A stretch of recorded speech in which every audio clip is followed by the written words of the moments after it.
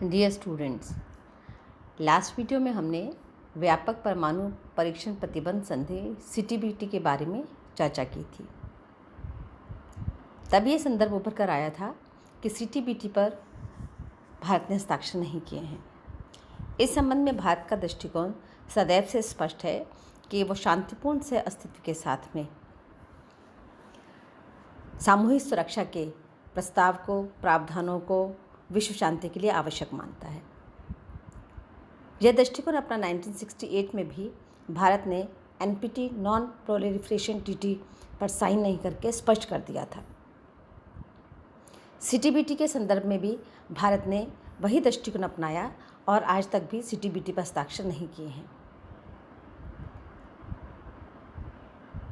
इस संबंध में भारत का मत है कि सीटीबीटी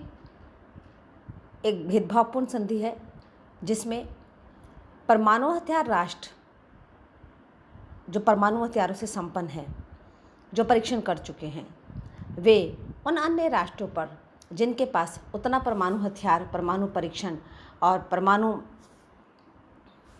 एक्सपेरिमेंट्स की एक सीमा है, उन पर अपनी शर्तों के द्वारा संधि को लादना चाहते हैं।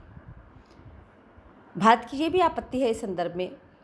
कि ऐसे समस्त राष्ट्र जो अमेरिकी प्रभाव, अमेरिकी आधिपत्य वाले माने जाते हैं, उन राष्ट्रों ने भी आज तक सीटीबीटी पर हस्ताक्षर नहीं किए हैं।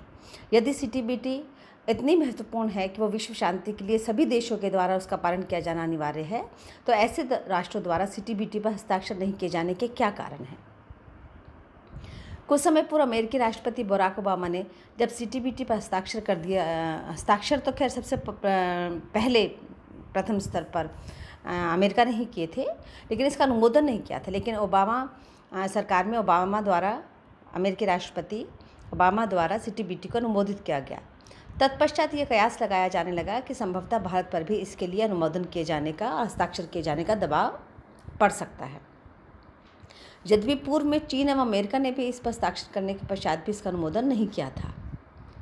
लेकिन इस संदर्भ में दूसरा तथ्य जो सबसे महत्वपूर्ण है कि जहाँ तक विश्व शांति का संदर्भ है और आत्म सुरक्षा का संदर्भ है, वहाँ पर भारत ने स्वयं ही परमाणु परीक्षणों पर एक तरफा रोक लगाए जाने की घोषणा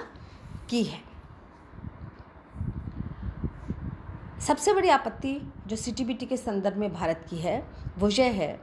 कि जो भी हथियार संपन्न राष्ट्र हैं वो परमाणु अस्त्र को नष्ट करने के संबंध में कोई भी एक निश्चित समय सीमा को स्पष्ट नहीं करते हैं, या इस संधि में हथियार संपन्न राष्ट्रों द्वारा परमाणु अस्त्रों की समाप्ति या उनको नष्ट करने की प्रक्रिया के संबंध में क्या समय सीमा अपनाई जाएगी, उसके बारे में कोई भी स्पष्टता नहीं है। दूसरी आपत्ति जो इसके संदर्भ में है वो ये है कि परमाणु हथियार संपन्न जो राष्ट्र हैं वो यदि संधि से अलग हो जाते हैं तो उस संधि से अलग होने के बाद भी वो अपने अधिकारों का यदि आधुनिकीकरण कर सकते हैं या करने में सक्षम है, तो उस स्थिति में संधि की भूमिका क्या होगी? नंबर 3,